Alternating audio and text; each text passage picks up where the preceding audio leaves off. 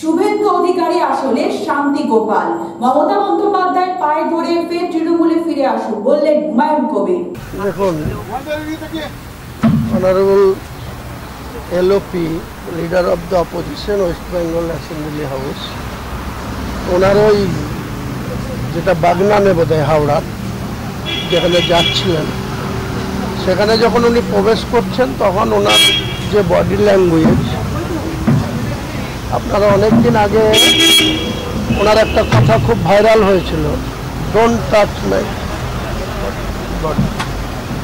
তো সেটা আবার নতুন করে কাল দেখছিলাম, আর মনে হচ্ছিল যে উনি যেভাবে পুলিশকে সরিয়ে দিয়ে উনি যেতে চাইছেন, অলরেডি পুলিশের উপরে যেভাবে ধাক্কাধাক্কি করছিলেন, কিছু পুলিশ অফিসার নার্ভাস হয়ে গিয়ে উনি কোথায় ঘুষি ফুসি চালিয়ে দেবেন এই ভেবে ওনারা নিজেরা হাত তুলে দিচ্ছে এইভাবে।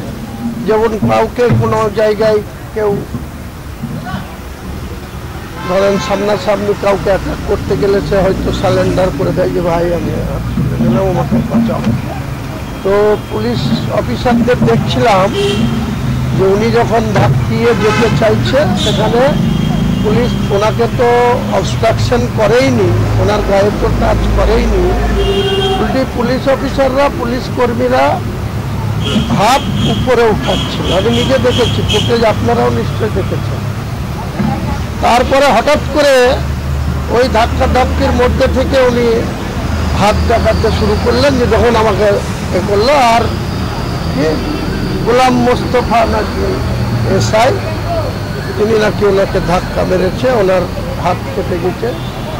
তো আপনারা রক্ত দেখেছেন কিনা জানি না, উনি বারবার বলছেন আমার রক্ত বেরাচ্ছে, রক্তপাত হয়েছে।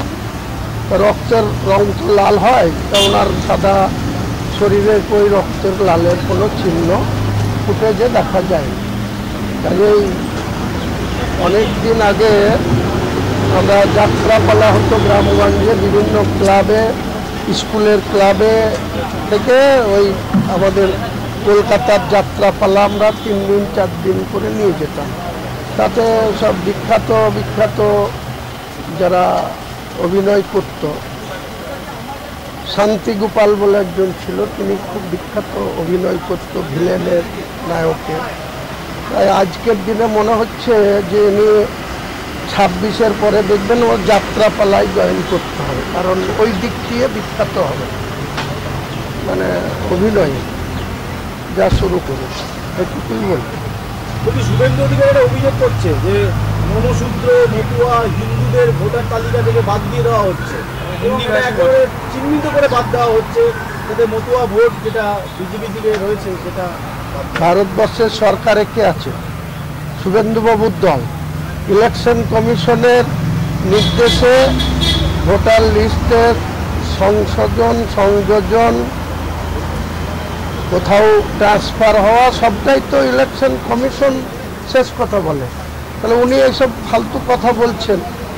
7,62,00,000 ভোটার ওয়েস্ট বেঙ্গলে, তো কটা ভোটার স্পেসিফিকভাবে ওনারা কোথায় বাদ দিয়েছে, কোথায় এইরকম হয়েছে উনি উল্লেখ করে স্পেসিফিকলি দেখান তো, আপনাদের সামনে তুলে ধরুন তো। ওনারা বেশ কয়েক মাস আগে অমিত শাহজি নিজে ছিলেন, মিঠুন চক্রবর্তী ছিলেন, ওনারা টার্গেট বেঁধে দিয়েছিল 1 কোটি পার্টি মেম্বারশিপ করা, বিজেপি ভারতীয় জনতা পার্টি। আমি লাস্ট 4 মাসে ওদের রিপোর্ট দেখছিলাম যে 36 লাখে পড়ছে। তারপরে যদি আরও টেনে টুনে আরও 2-4 লাখ বেড়ে থাকে, 40 ক্রস করেন। আর উনি বলছেন, কোনোদিন বলছেন রামনবমীতে 1 কোটি লোক রাস্তায় নামবে, কোনোদিন বলছে 2 কোটি লোক রাস্তায় নামবে। তো 2 কোটি লোক রাস্তায় দাঁড়ালে তার কত স্কোয়ার ফিট ল্যান্ড দরকার, রাস্তার জায়গা দরকার, এই সম্বন্ধে ওই উন্মাদটার কোনো ধারণা আছে? উন্মাদের মতো ক্লাব করছে। 2 কোটি লোক এখানে আছে, 40 লাখ মেম্বারশিপ করতে পারল না, তার বেশি। পার্টির কেন্দ্রীয় নেতৃত্বরা বলে দিয়েছিল ওয়েস্ট বেঙ্গলের বিজেপির নেতাদের যে 1 কোটি মেম্বারশিপ করতে হবে। আর মিঠুন চক্রবর্তী বলেছিল ও কেন্দ্র কমিটির সদস্য, ও বলেছিল 1 কোটি মেম্বার যদি করতে পারি তাহলে এ সরকার হামারা হোগা, বেঙ্গল হামারা হোগা। তো সেখানেই তো ফেল করেছে, 40 লাখ বেশি কষ্ট করতে পারেনি। আর 6 এপ্রিল রামনবমীর দিনে ও 2 কোটি লোক নামাবে রাস্তা, ওটা 20 লাখ নামাতে বলেন যে 2000 মিটিং করবে। একটা মিটিংয়ে যদি একটা মিছিলে যদি 2000 করে হয় তাহলে 2000 মিটিংয়ে কত সংখ্যা হয়?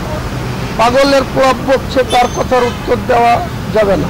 একসময় ছিল, ওর অভিজ্ঞতাও ছিল, অনেক হার্ড কথাবার্তাও ভালো বলতো এবং লিডারশিপের আচরণ করতো। এখনও উন্মাদ হয়ে গেছে। ও 2026-এ মুখ্যমন্ত্রী হবে। আরে বাবা, তো মুখ্যমন্ত্রী হওয়ার এত যদি শখ তাহলে মমতা ব্যানার্জির পায়ে প্রণাম করে তো দল করতে, আবার ঘুরে আসো না, যে ওর পায়ে পড়ো, ও যদি দয়া করে তাহলে হয়ে যাবা মুখ্যমন্ত্রী।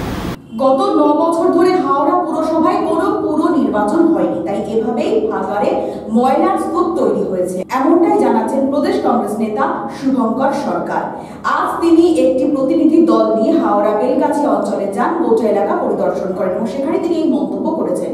আমি বলছি, এখানে এলাম এই হাওড়া পৌরসভা আর বালি এই দুটো নির্বাচন করান। এই নির্বাচন না করার পরিণতিতে এখানের কোনো স্বাস্থ্য পরিষেবা, উন্নয়ন পরিষেবা, জল পরিষেবা কোনোটাই হচ্ছে না।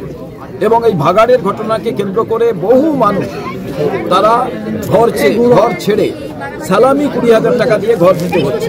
তারা পুলিশ আধিকারিক সবার কাছে বলছে, আপনি যদি নির্বাচন কমিশন থেকে এইটুকু বলেন যে দীর্ঘদিন নির্বাচন করবে না কেন, তারা পৌরসভা চালাচ্ছে। এইরকম একটা জঞ্জালের স্তূপ রাজ্য সরকারের হেডকোয়ার্টারের সামনে, তো একটু দয়া করে তাড়াতাড়ি নির্বাচন করানোর ব্যবস্থা করুন। আমাদের প্রতিনিধি দল, আমিও থাকতে পারি, তাতে আমরা আপনার সঙ্গে মিট করব।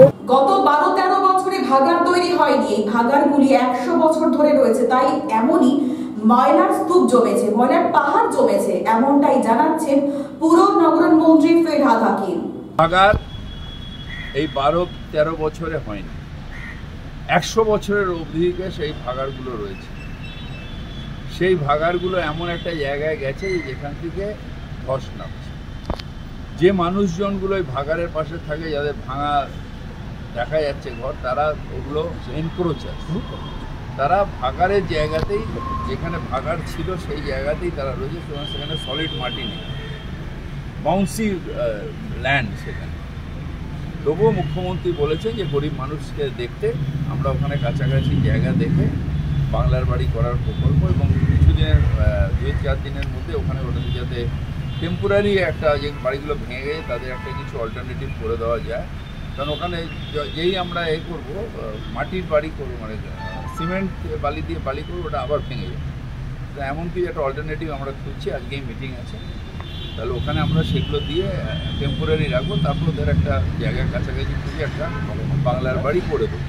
কেরল, তামিলনাড়ু ও বাংলাকে 100 দিনের কাজের টাকা দিচ্ছে না কেন্দ্রীয় সরকার, এই নিয়ে আজ দিনভর উত্তাল হয়ে রইল লোকসভা। উত্তরপ্রদেশকে সব টাকা মিটিয়ে দিল, বিরোধী রাজ্যগুলোকে কোনো টাকা দিচ্ছে না কেন্দ্রীয় সরকার। পশ্চিমবাংলা তো বরাবর বঞ্চনার শিকার। যদিও আমরা যখন বলতাম তখন মমতা ব্যানার্জিরা মানতেন না। বাংলা বরাবর বঞ্চনার শিকার। সবচাইতে এগিয়ে থাকা বাংলা কার্যত বঞ্চনার কারণে ক্রমশ পিছিয়েছে। সেটা আবার 77-এর পর পশ্চিমবাংলা ক্রমশ এগিয়েছে। তথ্য কথা বলে 10-12 বছরে বাংলাটাকে ধ্বংস করা হচ্ছে। এখন দিল্লির সরকার, তাদের কাছে বঞ্চিত কিন্তু শুধু বাংলা না, বিরোধী শাসিত রাজ্য সবাই বিজেপির আমলে বঞ্চিত সমস্ত বিরোধীরা। তার আগে বরঞ্চ পশ্চিমবাংলা বঞ্চনার শিকার হতো তখন বামফ্রন্ট। মানে না বুঝবার কোনো কারণ নেই। আমরা তো সেই কারণেই বারে বলেছি যে কেন্দ্রের কাছে বঞ্চনা বলি আর যাই বলি, রাজ্যের অর্থনীতির হাল কি শ্বেতপত্র প্রকাশ করুক রাজ্য সরকার। দিল্লি অসত্য বলছে, শ্বেতপত্র প্রকাশ করুক যে তারা টাকা দিয়েছে এবং তার হিসেব পায়নি। তাহলে দিল্লি ঠিক বলছে না রাজ্য ঠিক বলছে, পরিষ্কার হয়ে যাবে। দুপক্ষকেই শ্বেতপত্র প্রকাশ করা উচিত। এটা রাজনীতির মেরুকরণের সঙ্গে একটা লড়াই ভাব দেখানো হচ্ছে। আসলে গোটা দেশের সমস্ত বিরোধীরা বিজেপির বিরুদ্ধে ঐক্যবদ্ধ হওয়াটা জরুরি। এবার নার্সদের নিয়োগের দাবিতে বিক্ষোভ দেখানো হলো ধর্মতলা চত্বরে। প্রায় 20,000 প্রশিক্ষিত নার্স বসে রয়েছেন বাড়িতে। আগে যাদেরকে নিয়োগ করা হয়েছিল তাদের মধ্যে অনেককেই বিভিন্ন জায়গায় বদলি করা হয়েছে। তাই দ্রুত নিয়োগের দাবিতে আজ বিক্ষোভ দেখানো হয় ধর্মতলা চত্বরে। আমরা গত 3 বার আমরা রিক্রুটমেন্টের জন্য ডেপুটেশন স্বাস্থ্য ভবনে জমা দিয়েছি, কিন্তু আমাদের ফলস্বরূপ রিক্রুটমেন্ট কোনো কিছুই ছাড়া হয়নি। আমাদের শুধু ব্যাচ না, আমরা 2022-এর পর থেকে আর কোনো রিক্রুটমেন্ট হয়নি। আমরা 23-এর পর থেকে বসে আছে। আমাদের জুনিয়র ব্যাচরা বসে আছে। জুনিয়র ব্যাচরা প্রাইভেট হসপিটালে গিয়ে যখন সিভি দেওয়া হচ্ছে সেখানে নেই, তাদেরকে নিচ্ছে না, কারণ অলরেডি সেখানে বাইরে থেকে অনেক নার্সিং পড়ুয়ারা চলে এসছে, যার জন্য আমাদের রিক্রুটমেন্টের নিয়ে এত সমস্যা।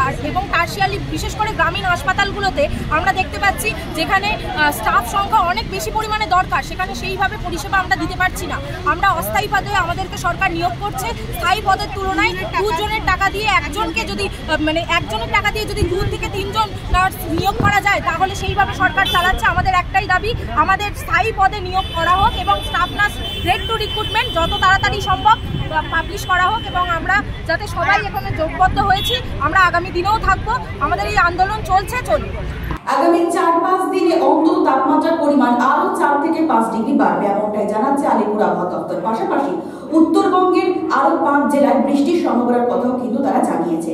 এমনকি ঈদের দিন তাপমাত্রা বাড়ার সম্ভাবনার কথাও জানিয়েছে আলিপুর আবহাওয়া দপ্তর। দক্ষিণবঙ্গের বেশিরভাগ জায়গাতেই প্রায় 4 থেকে 5 ডিগ্রির মতো দিনের তাপমাত্রা বাড়ার সম্ভাবনা রয়েছে, অর্থাৎ গরম অস্বস্তিকর ওয়েদার থাকবে, যেটা গত কয়েকদিনে মেঘলা থাকার কারণে বা বৃষ্টিপাতের ফলে গত সপ্তাহে কমে গিয়েছিল, সেটা আবার টেম্পারেচার বাড়বে, বেড়ে স্বাভাবিকের কাছাকাছি বা স্বাভাবিকের থেকে বেশি উঠবে টেম্পারেচার। কলকাতা পার্শ্ববর্তী অঞ্চলে আগামী 24 ঘন্টায় সর্বোচ্চ তাপমাত্রা 33 থেকে 34 ডিগ্রির কাছাকাছি থাকার সম্ভাবনা।